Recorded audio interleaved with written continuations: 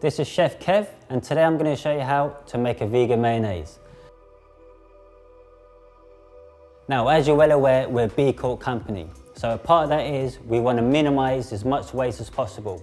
So in this instance, we've got chickpeas. Here is the Aquafaba.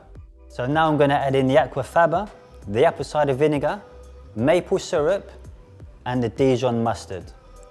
So when you drain your tin of chickpeas, this is what's left: 160 ml of Aquafaba and 50 ml of apple cider vinegar, 30 grams of Dijon mustard, 25 ml of maple syrup.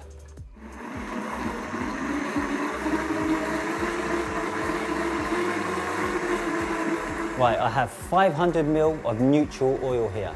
So what I've done, I've used 400 ml of organic sunflower oil and 100 ml of a light virgin olive oil. What I have here is a Vitamix. You don't necessarily need a Vitamix. Any blender would do. What tends to work really well is a hand blender.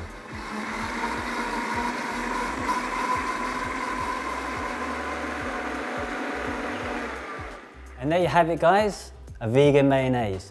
And the best part about this is that once you make this batch, it will have a shelf life in the fridge for up to 5 days. Now look, if you find it's too sharp, then just reduce the apple cider vinegar, but use this as a base for any mayonnaise. So get some chipotle paste in there to make it a bit fiery.